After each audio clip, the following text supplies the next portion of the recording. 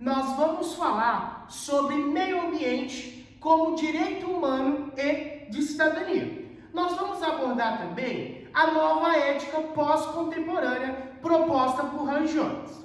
Antes de começarmos essa aula, é importante você entender que pós-revolução industrial nós tivemos uma mudança drástica na sociedade humana. Nunca mais a humanidade foi a mesma pós-revolução industrial. Muitos acreditam que a revolução industrial foi apenas um marco histórico e nada além disso. Não foi apenas um marco histórico. A Revolução Industrial mudou a capacidade do homem de produzir e de explorar recursos da natureza. E isso, todos nós sabemos que aumentou e potencializou a capacidade capitalista de consumir e de produzir coisas. Espero que esteja claro esse primeiro ponto, porque ele será crucial para entendermos a aula de hoje. Bom, o que vocês precisam entender para salientar a discussão que nós estamos abordando na aula de hoje? O que é o meio ambiente? Muitas pessoas acham que o meio ambiente é apenas aquela florzinha, aquela planta que a nossa tia costuma tirar aquela selfie, né? Muitos acham que é isso, o meio ambiente é apenas uma plantazinha, é apenas uma árvore. Só que não. O meio ambiente, ele é composto por todos os conjuntos, sejam naturais ou artificiais. Isso quer dizer que não é apenas aquela árvore da esquina, não apenas aquele parque linear da sua rua, do seu bairro, mas é também todo o ambiente, todo o espaço que o ser humano está inserido, seja ele de natureza ou seja ele de construção cívica. Tudo bem? Espero que esteja claro para que possamos entender por que o meio ambiente agora ele é visto como um direito humano. Os senhores viram nas últimas aulas, que inclusive tem aqui no nosso canal, que a DUD, a Declaração Universal dos Direitos Humanos, é uma legislação internacional que impõe o mínimo para garantir a dignidade do ser humano. E a mesma coisa acontece com o meio ambiente. Hoje, nós sabemos que o meio ambiente ele é um direito humano e ele tem que ser o mínimo para garantir a existência das pessoas, da sociedade. Tudo bem? Então, ficou claro o que é meio ambiente? A Declaração Universal dos Direitos Humanos, tá? Em seus artigos, agora colocam o meio ambiente como direito básico. Tudo bem? E nós temos a CF, que é a nossa Constituição Federal. Ela é muito clara que o meio ambiente ecologicamente equilibrado é um direito e também traz uma responsabilidade, que é o que nós vamos discutir daqui a pouquinho, tá bom? Galera, em 2022, a ONU, a Organização das Nações Unidas, colocou em pauta que agora o meio ambiente ele tem que ser um direito humano, tá? Assim como a saúde, assim como a educação. Agora, o meio ambiente também é um fator, é um direito para garantir a dignidade do ser humano. Tudo bem? Então, em 2022, a ONU declara que o meio ambiente tem que ser um direito. E vocês sabem que, quando nós falamos de cidadania, nós estamos falando do conjunto de direitos mais deveres. Isso a gente já aprendeu aqui no nosso canal. Direitos mais deveres. E a cidadania, ela é isso. É esse conjunto de direitos mais deveres. E hoje nós sabemos que o meio ambiente também está relacionado a isso, tá? Inclusive hoje nós temos a discussão na comunidade científica de que o IDH, o Índice de Desenvolvimento Humano, passe a avaliar o meio ambiente como quarto fator, para saber se ali tem qualidade de vida. Só para que vocês tenham uma ideia do quanto o meio ambiente hoje ele é de extrema importância. Nós estamos vivendo as mudanças climáticas. O clima já não é mais o mesmo. A natureza está dando sinais de que nós estamos com os recursos escassos, estamos colapsando. A cidade de São Paulo, tá? Só para aqueles que não sabem, é a principal capital do país, do Brasil. Recentemente, ela teve o pior ar do planeta Terra. As pessoas que estavam aqui estavam respirando o pior ar do planeta Terra. E aí, um país como o Brasil, rico em recursos naturais, rico em biodiversidade, passar por isso quer dizer alguma coisa que é muito grave, não é mesmo? E aí, meus amigos, o artigo 225 da CF, ele fala que o meio ambiente é um direito, ele tem que estar ecologicamente equilibrado. Isso quer dizer que ele não pode estar alterado, mas ele tem que estar com a sua fisiologia saudável, com a sua biodiversidade. Isso é um meio ambiente ecologicamente equilibrado. E aí onde a gente vai entrar no nosso ponto da nossa aula de hoje, que é, o artigo ele fala o seguinte: é dever da sua geração cuidar não apenas para a sua geração, mas para as próximas que virão. E é isso que esse artigo traz. Não é apenas um direito seu, é um dever também cuidar para que as próximas gerações possam ter esse meio ambiente ecologicamente equilibrado. E é essa noção que esse artigo ele traz. Tudo bem? E aí, meus amigos, entendam uma coisa. No Brasil, mais de 100 milhões de pessoas não gozam de um saneamento básico adequado. Mais de 100 milhões de brasileiros não têm acesso a um saneamento básico. E isso é um reflexo do quê? Da falta da garantia desse direito humano, da cidadania, que é o direito ao meio ambiente. Se você não tem saneamento básico, você não vai ter meio ambiente, porque aquilo vai ser poluído, vai ser degradado.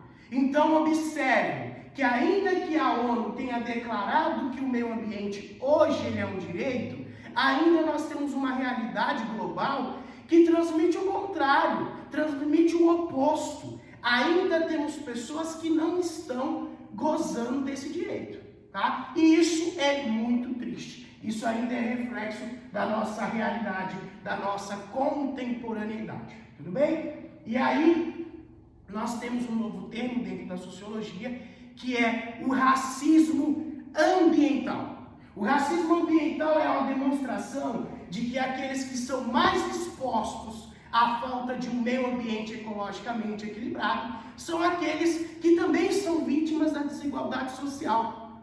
É os negros, são os pardos, os indígenas, as pessoas que sempre tiveram em vulnerabilidade social. São elas as que mais desfrutam de um meio ambiente insalubre, tá? Então é isso que nós apontamos nesse novo conceito de racismo ambiental. Espero que esteja ficando claro para os senhores a aula de hoje. Estamos chegando no fim dessa aula. E agora, meus amigos, nós vamos ler, antes da gente explicar a ética pós-contemporânea proposta por Hans Jonas, que é a ética da responsabilidade, nós vamos abordar a declaração sobre as responsabilidades das gerações presentes em relação às gerações futuras. Vocês viram que o artigo 225 da CF, ele traz uma responsabilidade de que agora a geração tem que cuidar do meio ambiente, não só para a sua geração, mas para as próximas. Isso na CF, na nossa legislação nacional. Só que nós temos essa declaração proposta pela ONU. Vamos ler o que diz o artigo 5? Eu tenho aqui em nosso notebook e eu vou ler para os senhores em voz alta. Vai ser rápido, tudo bem? Olhem só o que diz o artigo 5. Proteção do meio ambiente. A fim de garantir que as gerações futuras se beneficiem das riquezas dos ecossistemas da Terra, as gerações presentes devem juntar esforços em prol do desenvolvimento sustentável e preservar as condições de vida, particularmente a qualidade e a integridade do meio ambiente.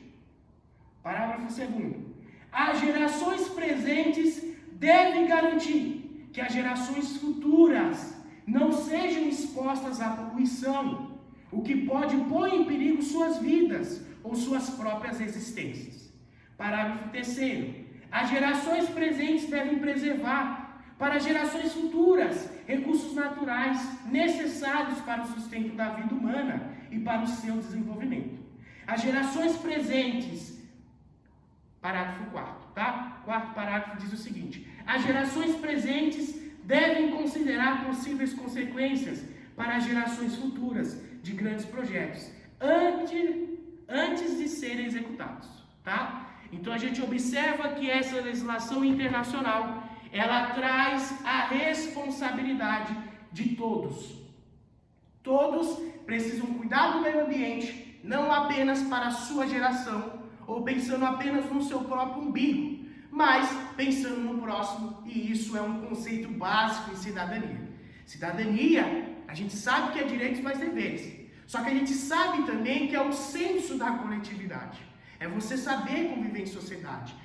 Eu sempre digo isso aqui em nossas aulas, viver em sociedade não é fácil, porque a todo momento eu quero que as minhas vontades individuais se sobressaiam às vontades coletivas, tá bom? Então, por isso que é tão necessário nós termos legislações internacionais que garantem e trazem essa responsabilidade. É seu dever cuidar do meio ambiente, não só para a sua geração, mas para as próximas, tá? Nós estamos vivendo as mudanças climáticas, já não é mais brincadeira. Nós estamos vendo, nós estamos vivenciando elas, tudo bem? E aí, para finalizar, nós temos a ética da responsabilidade proposta pelo filósofo Hans Jonas, tá? O filósofo Hans Jonas, ele é um autor contemporâneo que vai propor uma nova ética, tá? Vocês sabem que a ética é a ciência que determina aquilo que é certo e aquilo que é errado. Aristóteles foi o primeiro a tentar propor que a ética deveria ser uma ciência, assim como qualquer outra. E ela guiaria a ação do ser humano. A ética, ela é uma tentativa científica de determinar aquilo que é certo e aquilo que é errado. E nós vamos ter autores contratualistas, como Immanuel Kant, que vai propor um imperativo, o seu famoso imperativo categórico, onde ele afirma que a sua ação tem que estar de acordo com a fisiologia do coletivo. Isso quer dizer que você só pode fazer algo se o outro também puder. Você pode, o outro também pode. E a nossa ética tem que ser uma atitude baseada no bem coletivo. Segundo Immanuel Kant, a ética tem que ser como uma bússola. O que uma bússola faz? Ela te guia para qual direção você deve seguir. E segundo Immanuel Kant, a ética tem que ser como uma regra matemática, uma regra da física. Se eu soltar este pincel, o que vai acontecer? Ele vai cair. Isso é uma regra matemática, isso é uma regra física. E assim deve ser a ética, na perspectiva de Immanuel Kant. É algo certo. Se eu posso, o outro também pode. E não pode ser negociável. Ela é e ponto final. Só que agora, meus amigos, nós estamos vivendo as mudanças climáticas. O ser humano, depois da Revolução Industrial, passou a explorar o meio ambiente como nunca antes. E agora, na perspectiva de Hans Jonas, a nossa ação, a nossa atitude, isto é, a nossa ética, tem que ser baseada na natureza. Se eu vou prejudicar a natureza, eu não posso fazer. Porque a natureza tem seus recursos escassos, não é? As pessoas costumam falar, não existe almoço grátis. Realmente não existe almoço grátis. Só que será que tudo que você compra também é ilimitado os recursos? Será que o consumo não tem limite? É essa questão que nós temos que fazer. E é o imperativo proposto por Hans Jonas, a sua ética de responsabilidade, ela vem trazer essa reflexão para o ser humano. Você tem que levar em consideração a natureza, os recursos, porque nós estamos vivenciando o colapso da natureza do ecossistema do nosso planeta e nós estamos vivendo as mudanças climáticas, tá? O famoso antropoceno proposto pela geologia, tá bom? Então, se você quer que eu me aprofunde ainda mais nesse imperativo, nessa ética de responsabilidade de Jonas, comente aqui que eu vou fazer um vídeo só dessa ética proposta por esse filósofo tão importante e pós-contemporâneo, tudo bem? Se você não entendeu algum trecho da aula de hoje, retorne, tá? Retorne que provavelmente vai estar lá a explicação, tá bom? Muito obrigado, professor Doroteu, e um forte abraço.